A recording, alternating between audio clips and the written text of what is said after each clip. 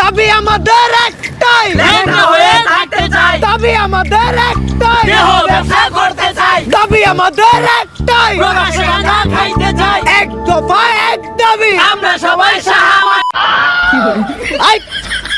শাহবাগী না শাহবাগী। ও হ হ হ শাহবাগী শাহবাগী। ওরা কি করতে চায়? ওকে কি ঘোরাঘুরি হয়েছে নাকি? এতক্ষণ ভাবতেছিলাম ওমর ভাই কই আসে, ওমর ভাইয়ের এন্ট্রি কখন হবে। শাহবাগীদের ইন্টারভিউ নিতে চলে আসছে Omar on fire. Welcome guys, welcome back to Mukul ভাই। তো কেমন আছো কলিজার ভাই ব্রাদাররা? চলো বেশি কথা না বলে শাহবাগীদের কিভাবে পচায় ওমর ভাই এটাই দেখে আসি। ছোটবেলায় আমার যখন ঘোরাঘুরি হইতো তখন আমি ওকে মতো গুতগুতি ঠেলা লাফালাফি করতাম। ঘোরাঘুরি হইলে এই আঙ্গুলটা পিছন দিয়ে বইরা দিয়া নাড়ানাড়ি করলে কি যে মজা লাগে।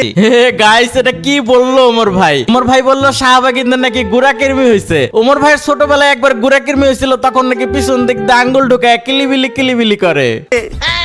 ওরা চাইলে তো এটাও ট্রাই করতে পারে। স্যার আমরা লাইভে আছি। এটা আগে কবি না?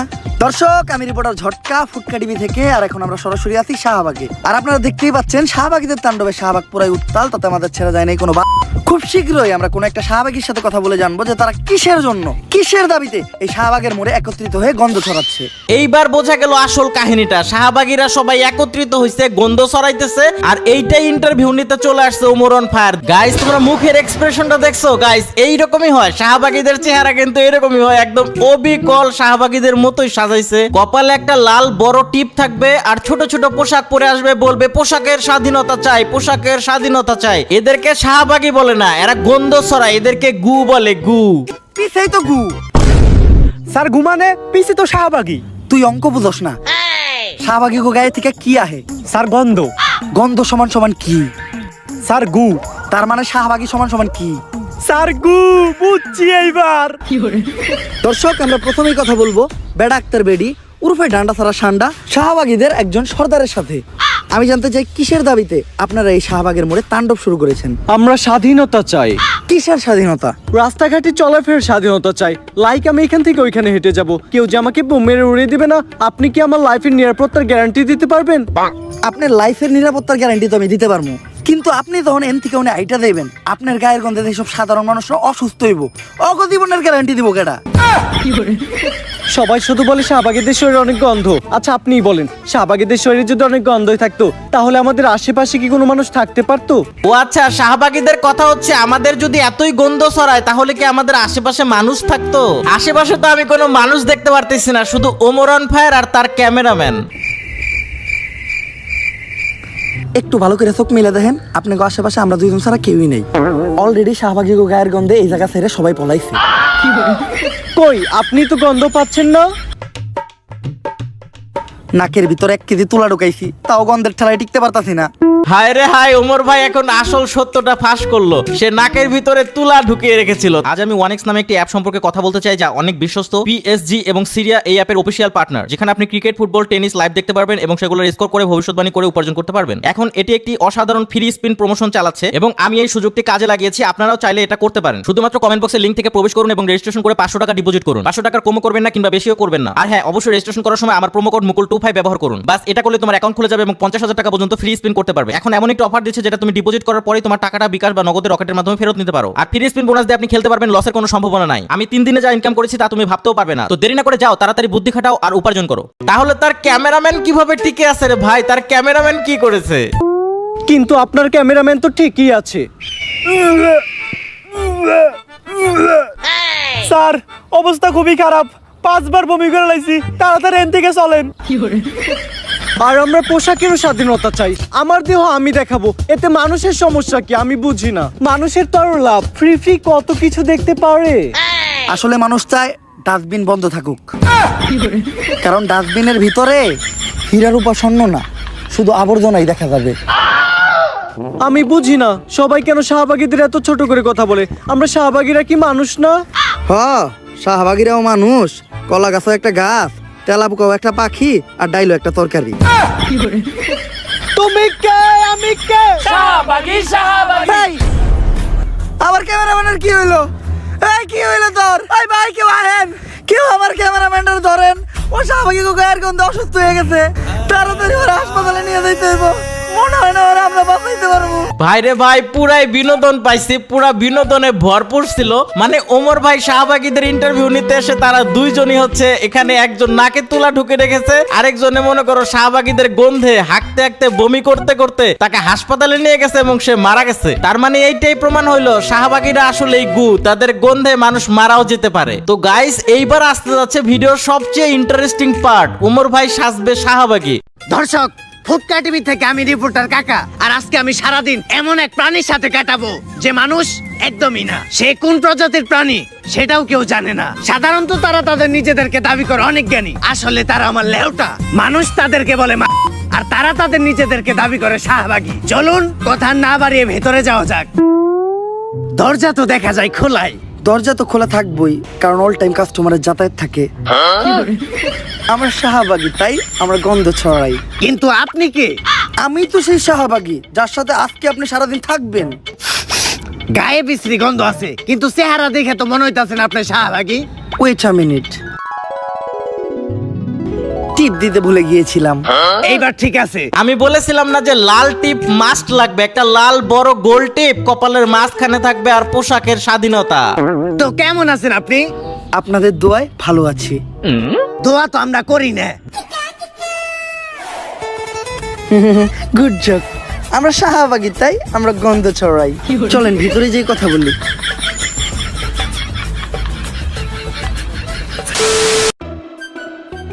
কাকা, আপনার একটু কষ্ট করে বিছানায় বসতে হবে, কারণ আমার বাসায় ভালো কোনো বসার ব্যবস্থা নাই তো। বসার ব্যবস্থা নাই কে? কারণ সবাই তো আইসা খালি শোয়।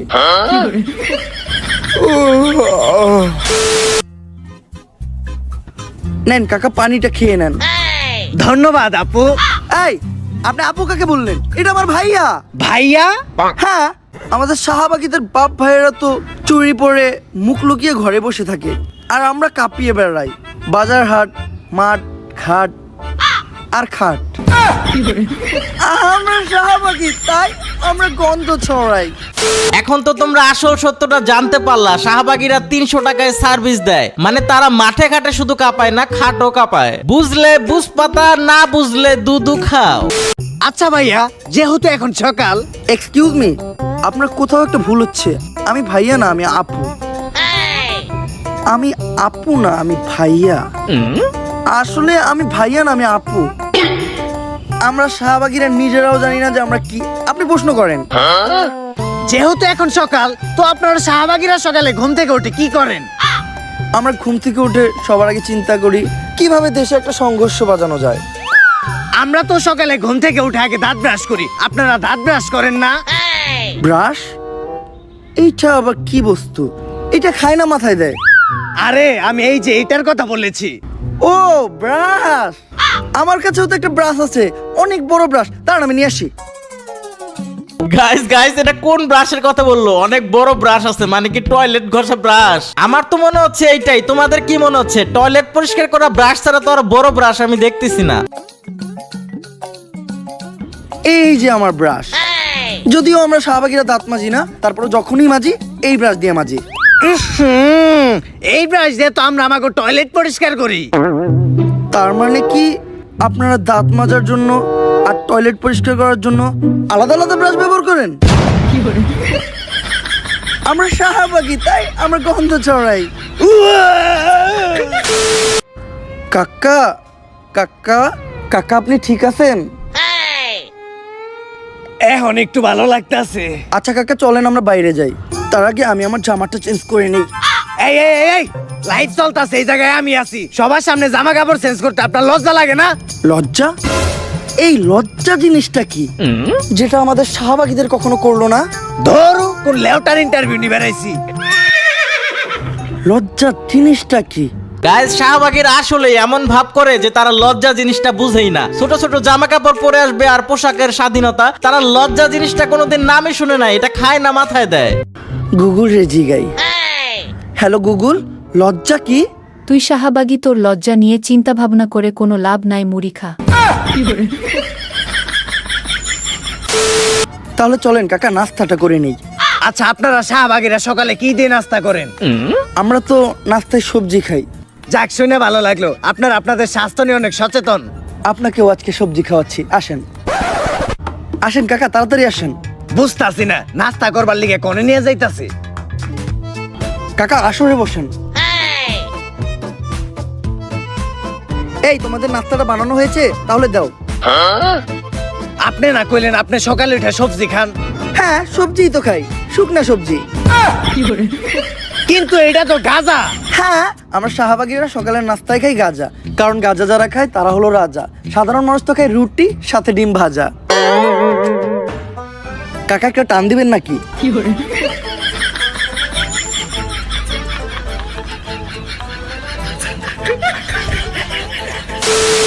আচ্ছা এখন আমরা কোথায় যাচ্ছি? এখন আমরা যাচ্ছি একটা কৃষকের বাসায় আমার ঘাম ডোনেট করতে। রক্ত ডোনেট তো শুনছি, কিন্তু ঘাম ডোনেট এটা আবার কি? আপনারা জানেন কৃষক যখন জমি চাষ করে তখন তাদের ফসলে প্রচুর পরিমাণ পোকামাকড় হয়। এই পোকামাকড় নিরাময় করতে তাদের জমিতে বিষ ছেটাতে হয়, আর যেই বিষটা কিনতে কৃষকের প্রচুর টাকা খরচ হয়। কিন্তু একটা বিষয় বুঝলাম না, কৃষকের ওই বিষের লগে আপনার গায়ের ঘামের সম্পর্কটা কি? Good question. আপনারা হয়তো জানেন না, আমাদের শাহবাগীদের গায়ের ঘামে প্রচুর পরিমাণ গন্ধ আর ব্যাকটেরিয়া পাওয়া যায়, যেটা বিষের থেকে কোনো অংশেই কম নয়।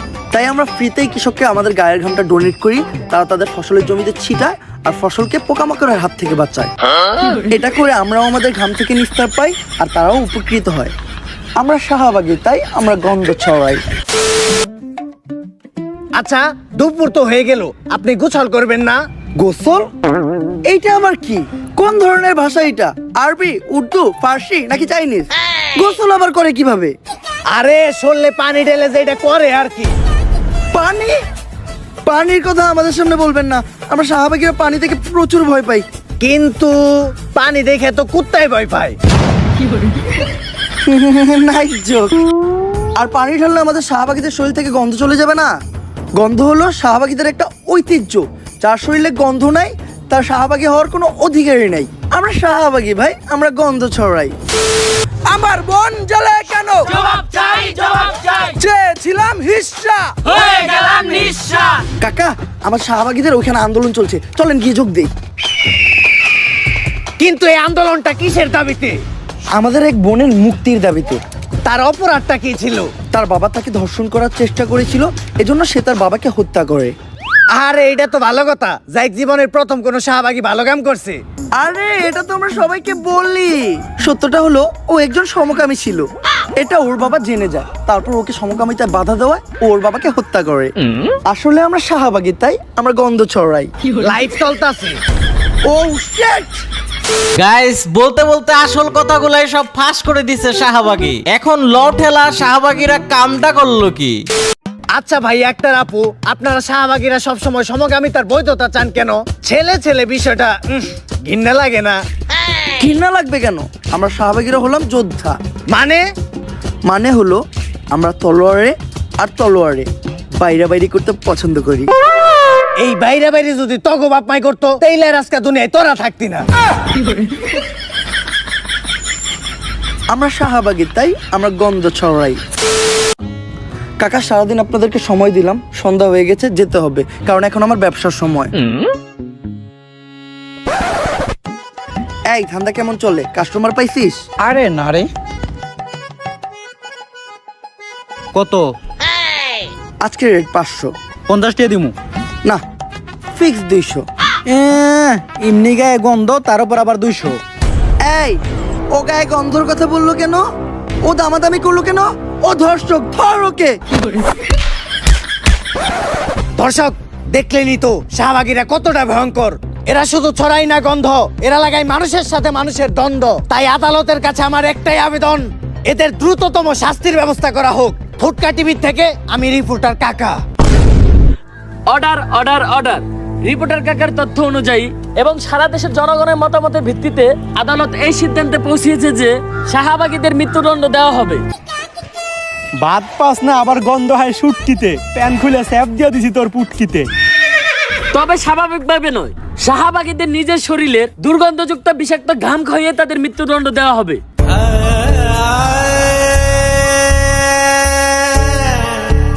শাহবাগীদের ঘামের গন্ধ দিয়ে শাহবাগীদেরকে মৃত্যুদণ্ড দেওয়া হবে। তাহলে তোমরা চিন্তা করো শাহবাগীদের গন্ধ কতটা হইতে পারে। এখানে শাহবাগী মানে তারা না যারা শাহবাগে থাকে, শাহবাগী মানে তারা যারা এই যে লাল টিপ পরে পোশাকের স্বাধীনতা চায়, ছোট ছোট জামা কাপড় পরে এসে দুর্গন্ধ ছড়ায়। তো এই ছিল আজকের ভিডিওটা কেমন লাগলো অবশ্যই লাইক এন্ড শেয়ার করে দিবা, আর কমেন্টে তোমাদের মূল্যবান মতামতটা দিয়ে দেবা। দেখা হবে আবারও নতুন কোনো ভিডিওতে। আল্লাহ হাফেজ guys, tata and bye by.